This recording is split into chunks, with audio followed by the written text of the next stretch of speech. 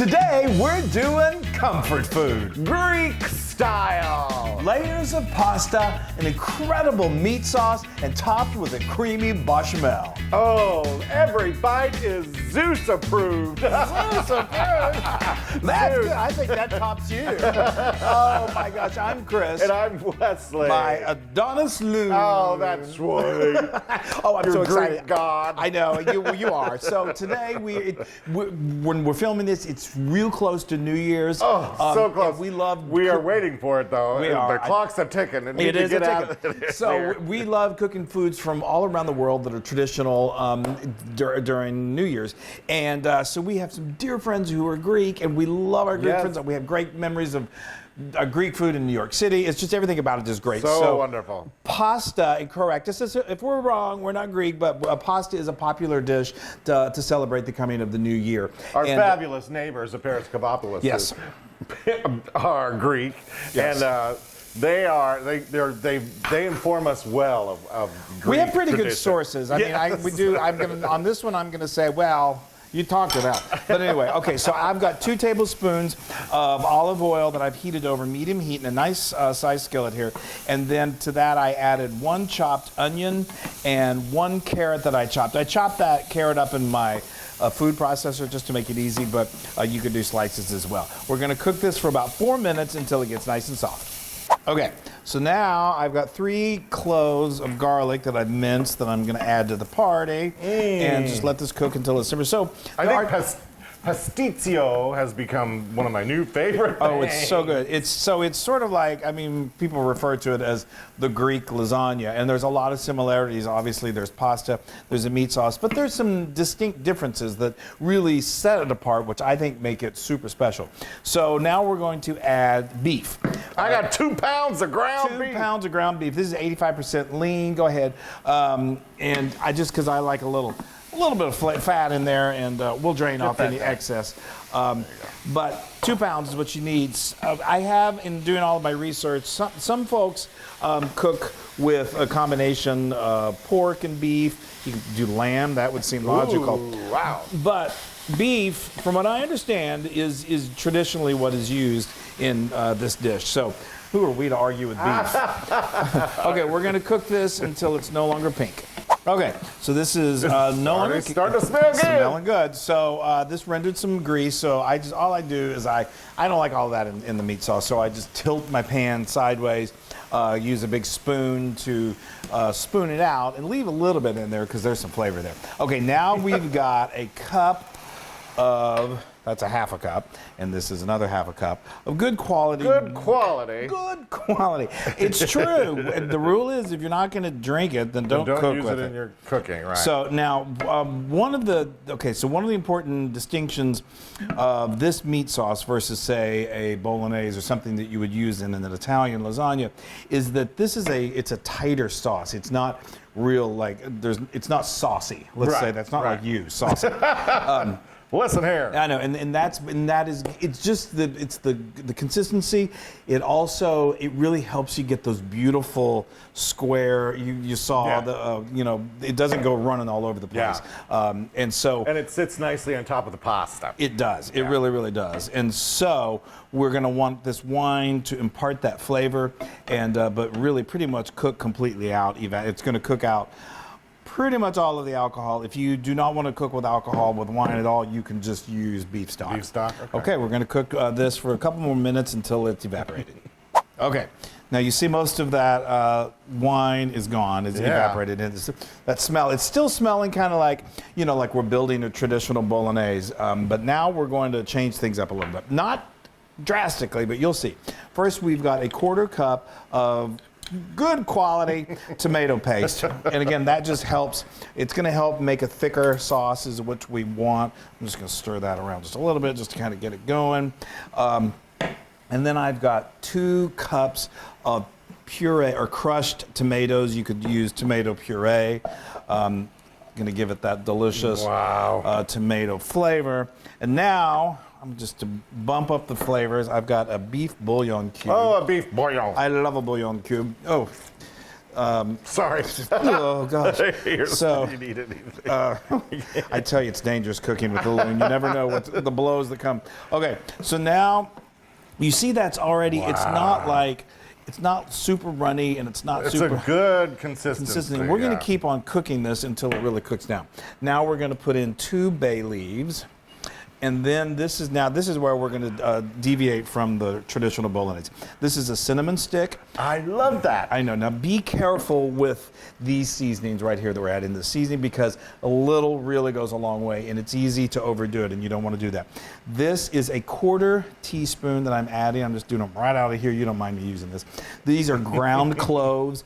It gives such a warmth and a hint of sweetness to the, so good. to the sauce. And this is a 1/4 teaspoon of allspice. If you now that cinnamon stick is going to impart some definitely some cinnamon flavor. If you really love the taste of cinnamon, you could do a 1/4 teaspoon of cinnamon. We've tried that, but we think this is just a really nice mix. And when the neighbors made it for us a while back, I was like, wait a minute. Is that cinnamon in here? He's like, yeah. He's like, little goes a long way. It was so good, though. Okay, so you want to add some salt? We're going to do. Oh, yeah. Let me do something. That would be great. That would really be helpful. We're going to do a teaspoon and a half of this good old kosher salt.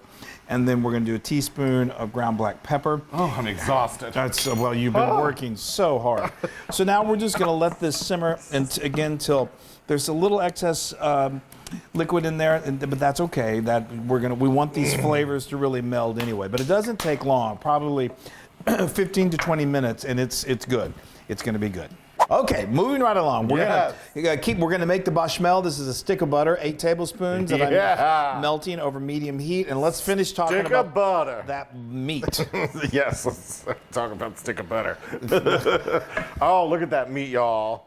It is. So we cook. I love how we cook that until it, like we said, it really reduced down, and most of the don't eat it. No, it smells so good. I know it smells so good. So you can't taste it. If you feel like it needs maybe a little more salt, you can do that. We tasted it, and you want just a hint of the cinnamon. You don't want it overpowering. So we got literally a pinch, and we added a pinch of cinnamon. It's really a matter of taste. Cover this back up. And then cover back up. You don't want it to dry out. You want that meat to be not saucy and runny, but you want it to be moist. Yes, I'm going to cover this up again, and then let's talk about that. Let's talk cheese. Cheese, the Greek cheese. Yum. This is Kefalo Grivera. I'm sure I pronounced that horribly. So these terms are Greek to us, literally, and so we have to apologize for mutilating them. But this is Greek. This is traditional. Well, go ahead. What and the other one that's traditionally used? Kefalo Tyra. Kefalo Tyra. It's K. Sorry, please. You see the pronunciation. Those are what are commonly used. It's sheep's milk. I can't even say it. I can only cook with it. Grivera. That's it. He's better at pronouncing things. Well, who knows? And so that one is they're both sheep's milk. That one's a little less salty, but they're both commonly used in this dish. They taste a little like Parmesan. They're very much like Parmesan. The closest is to Parmesan. If you're here in the States, they're hard to find, and you can order it online, but it's not cheap. It's a little pricey. Yeah. So a perfectly good substitution is grated Parmesan or Romano. Now so we're building, as we're talking, we are building this bechamel. So to that melted butter, I've added a cup of all-purpose flour. And what are we making? Okay, so this is going to be a nice thick roux. Okay, so I love it. This cheese is going to be used throughout this wonderful pastitsio, and we're going to use it in the bechamel. We're going to put a little on the pasta, and then we're also going to top it. Yes, y'all. It's so good. Right. So we're going to need that in just a moment. Okay. This is 4.5 cups of whole milk. Go with whole, please. And it's warm. just to help things along to help make this roux and to make the bechamel. I heated it on the stove. Don't get it like boiling, but just when it's warm, it makes it easier for this to come together. You need to cook this roux for about a minute, just to cook out that raw flour taste. Okay. And then we put it in this, in some sort of a, like, this is just a measure. You're talking about this. You have to cook out that. That you have to cook for an hour, for a minute, yeah. and then I'm back to that. The reason we transferred it into something like this is just you have to pour it into here gradually, and that just makes it easier rather than using it. So, but don't have it too hot in glass because it'll break. Yeah. Okay, I'm all over the place. Can I start pouring a little So now we're going, if you have a helper, it helps. And just do a little gradual, like maybe a third of it. Tell me when. You're good. You're good. And it's going to start off really lumpy, and it's going to seem like this is not right. But it is. And you're just going to keep going, and it's going to take a little bit for it to get incorporated. It's going to get smoothed out. Okay, now go ahead and add some more. Everything's going to be wonderful. Yeah, go ahead and add There'll another. be world peace. Yes, there will. We'll have the Olympics. That's good. That's good. Now, then it gets a little. It's hard not to slosh around the milk when you're doing this. Do you want a big one? No, a bigger. Good. No, this is good. Just keep working that roux into the milk, and it will eventually smooth out. You want to just keep doing this until it does get nice and smooth. Okay, go ahead and do the rest. Isn't this fun? This is the most interesting. I think this now what we're making the rest here. Or no? Yeah, go ahead and do the rest. Okay. What we're doing here is this. It's a Greek bechamel, and this is another very distinctly unique aspect of this dish. A lot of times in like Italian, Sicilian lasagnas, there's going to be a bechamel that sort of acts as like the glue of the different parts, and it's just a thin layer, and I love cooking with it. But this, it literally makes its own heavenly layer on top. It reminds me of, which it's not, but it reminds me of like the top of a shepherd's pie. It does, except it's not mashed potatoes. Okay, I'm going to continue working this until we get it nice and smooth, and then it's going to start to thicken. Okay, now you see this has gotten really nice and thick, and it's just beautiful. Okay, yeah. So now, I'm going to take this off the heat now. Now we've got a cup and a half of this grated, beautiful Greek sheep's milk cheese. Just dump it in there. Oh, okay. Well, I like to. I know you like to make a show. Give of a it. little finesse. There we go. Okay. Wow, we grated that finely, didn't we? We did. I tell you, my arms are still feeling it. Okay, and then we're going to add a teaspoon of salt. Jinx. Yeah. Huh? Jinx, you owe me a Coke. Oh. Okay, and now this adds another depth of just beautiful flavor. We're gonna get if you can get your hands on some fresh nutmeg. It's sort of like cinnamon. When. It goes like you can be. It goes a long way. I know, but you also. So this is fresh nutmeg. If you're going, what are you doing? I was tapping it. Oh, here. Okay. You want a little more than that. So. Wow. We're going to probably do. My husband. Well, take it over. We want to get this before dinner. Okay, I'm going to say it's a healthy pinch of nutmeg if you're just using ground nutmeg. Okay, so now we're going to let this just sit for about 5 minutes and cool up just a little bit, and then we're going to add 2 egg yolks to it, incorporate that, and that's going to help this bechamel really set and make that beautiful top layer. And then we do the pasta, and then we put it together, and then we bake it. And then we eat it. And you won't be another year older, I promise.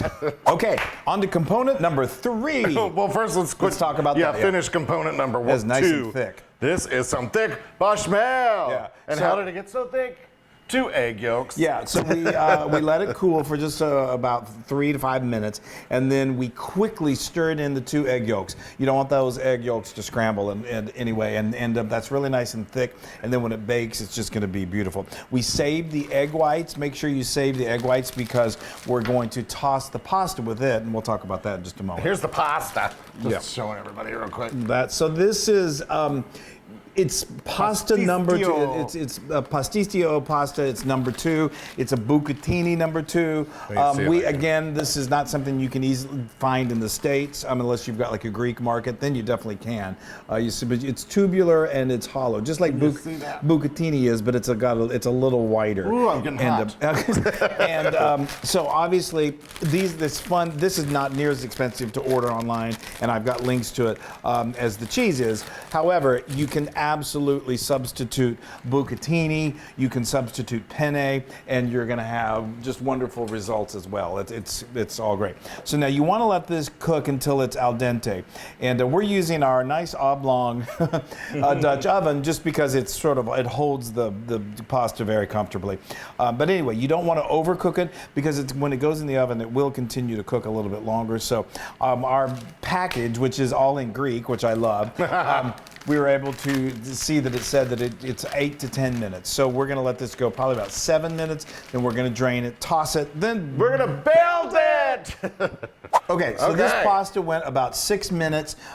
Just do a taste test. Take it out, and you're gonna want to make sure. Go ahead. Those are the 2 egg whites that we're gonna. That acts as it helps bind the pasta together, so you get those beautiful. This is good and al dente. I'm just using my hands, folks. Beautiful slices out of there.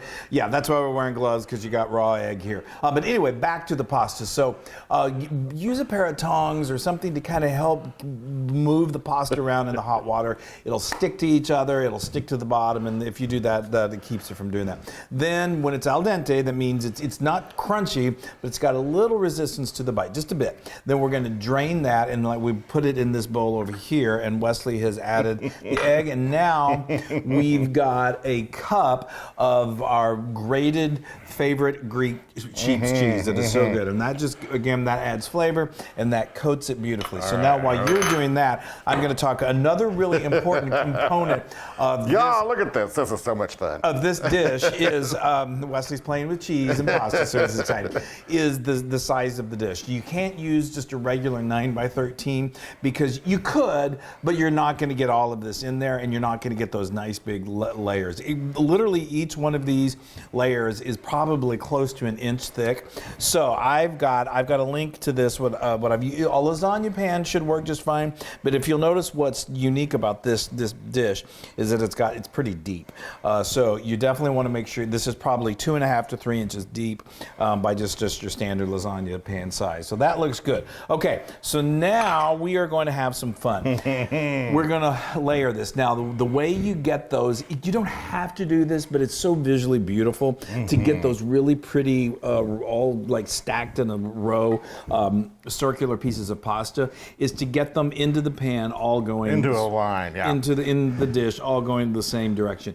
We've been playing with this recipe for quite a while, and the first few times we got really surgical. Yeah. And we did it because we were taking pictures, and you want it to look really like, what is it called, tubular? Anyway, we were giving away secrets, but we were being overly. I'm being transparent. You don't need to be that particular, unless you want to, and then by all means. But see, these curly cues, they're going to still be beautiful whenever we do this. So we're laying probably a good almost 2/3 of that pasta into the dish. See how you got that there? Okay.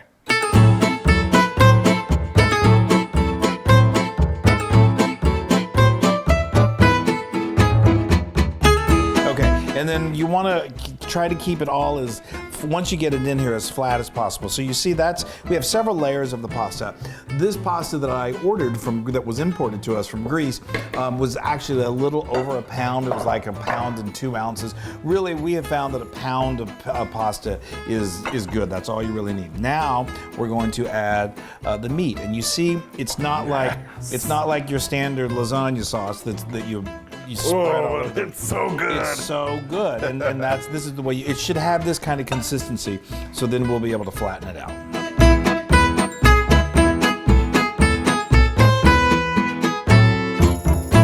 Okay, so we added all of that, and then you just get the back of a spoon to smooth it out, and we've got a nice, beautiful. We're crowding each other. Layer of pasta. I know. Well, we're making Greek lasagna. Okay, so now we're going to do just one thin layer of the pasta on top of the meat.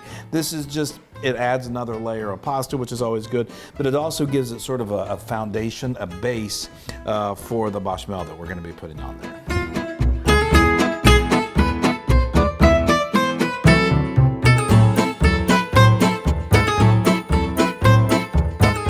So now we have a beautiful, nice, thin layer of that. Now we add One more layer, and this is that. I'm schwitzing. I know. Well, we're working. We're gonna add this nice thick bechamel. Come on, baby. There we go. And then we're gonna do the same thing. We're gonna get on here, and then we're gonna smooth it out.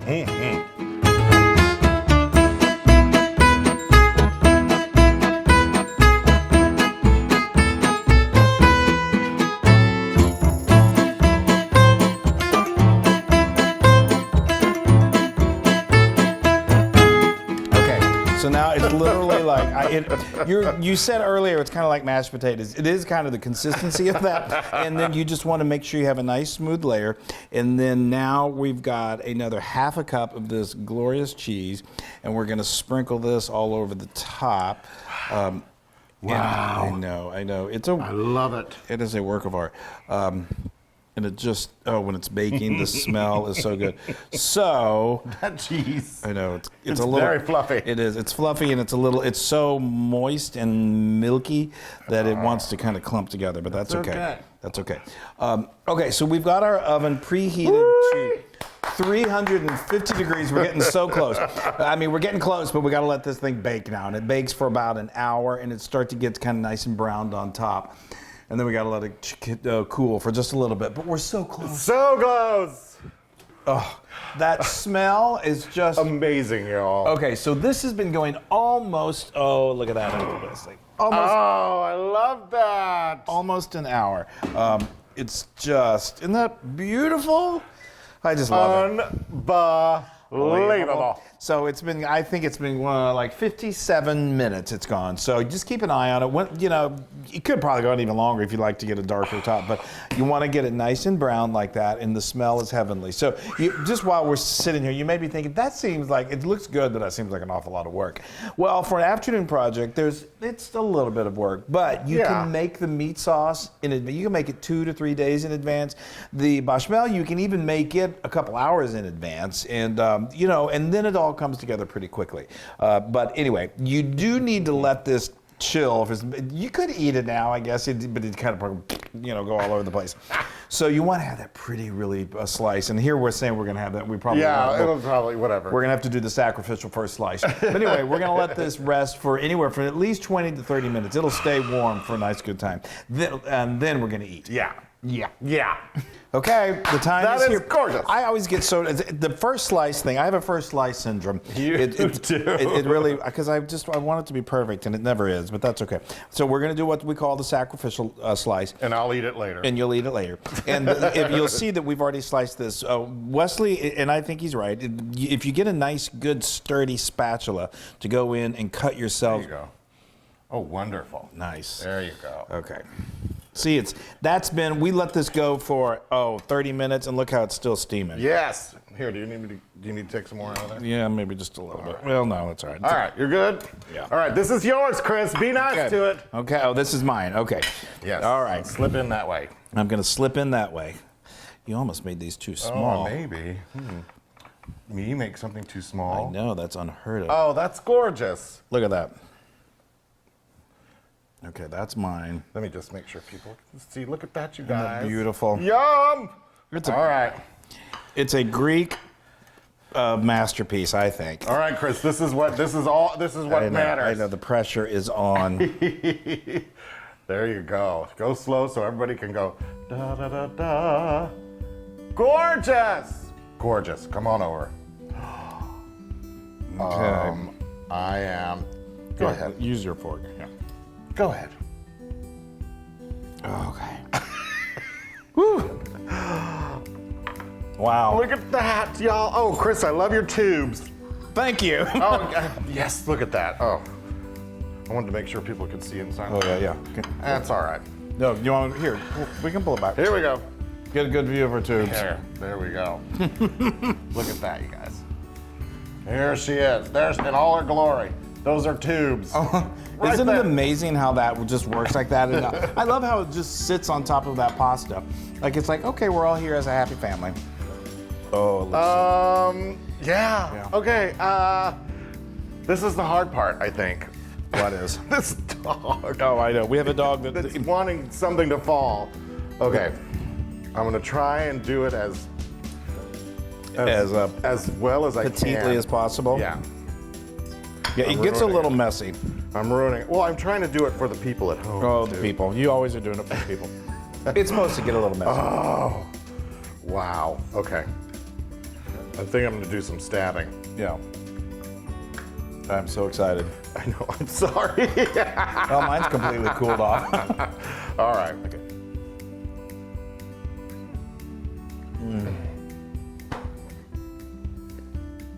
Wow. It's just so heartwarming. How? And there's something about it that's, it's definitely reminiscent of lasagna, but it's unique in its own way. Oh, you could taste that hint of cinnamon. Yeah. Oh. And that bechamel is just so creamy and. All right, all right. One more bite. Oh.